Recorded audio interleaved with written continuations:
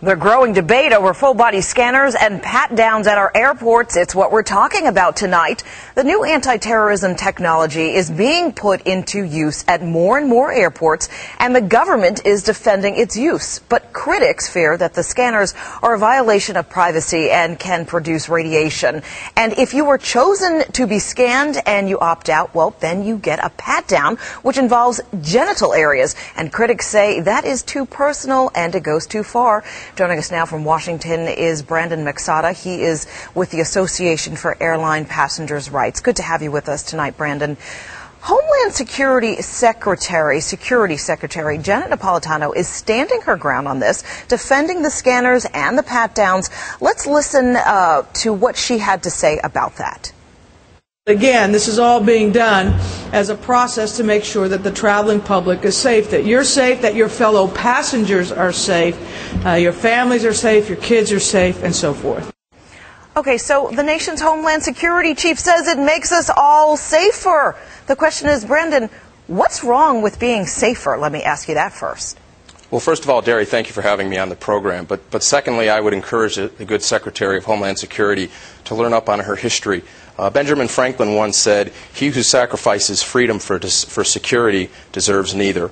This doesn't have to be neither or. Passengers like myself are fully supportive of our government protecting our security. However, it is also their responsibility as our government to protect our rights and our privacy rights.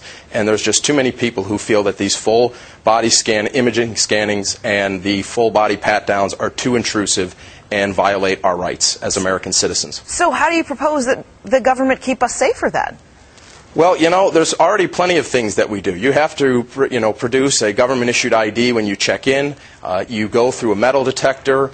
There are pat-downs that have been used well before these. Yeah, but Brandon, people are slipping through. People are putting things on their bodies, or even talking about ingesting things now. It's gotten wild out there. Why? Well, Derry, there have been a few isolated incidents, and every single time there's been an isolated incident, the system has worked. That is the message that our government, including the Secretary of Homeland Security, Ms. Napolitano, that was her message after the Christmas Day bomber. But do you not fear that sooner or later somebody is going to get through, somebody's going to ingest something? Well, sooner or later, that doesn't necessarily mean we have to forgive our rights as American citizens. And if it means that I'm going to an airport and I have to have my genitals groped, I'm not necessarily sure that is going to improve my security as a passenger. Okay, fair enough. Okay, so we talked with some passengers at New York City airports today. Most that we spoke to supported the scanners and the pat-downs. Let's listen to what they had to say. I have no problem with it. If it's going to make our flight safer, I'm all for it. I don't think it's an invasion of privacy at all. I think it's their job to check you thoroughly for everything. And I love the safety of it, so I have no problem with it at all. If it is for security reasons, I don't care. I find it more intrusive when they have to go through my bags. Safety is paramount, so I think some of your personal needs take a backseat to that. So, Brandon, tell me, does the reaction from the New Yorkers we spoke to surprise you?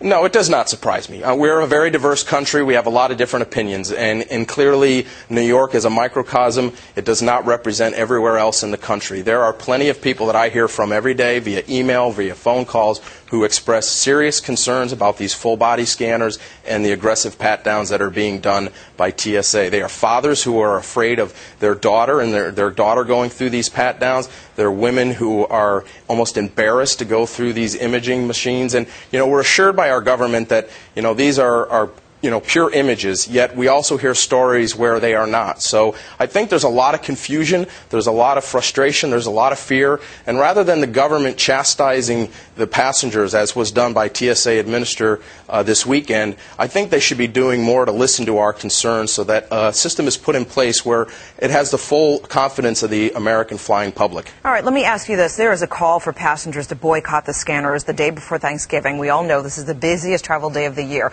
What in the world would that accomplish, if anything? Well, Derry, unfortunately, the airline industry itself already does not value us as passengers, and yet we're the ones who pay the bills. We're the ones who pay the fares that keep these companies in business. So to have the government come in with an intrusive security measure and not listen to the concerns that are being expressed is extremely disheartening. So what do we hope to accomplish? We hope to raise awareness and send a message to the airlines as well as our government that enough is enough, and we're fed up as passengers. We deserve to be treated with respect, and yet our security can be protected at the same time. Brandon Macsata with the Association for Airline Passengers Rights. We thank you so much for being with us this evening. I appreciate the opportunity. Thank you. You bet. Get myfoxny.com on your iPhone free at the App Store and stay connected.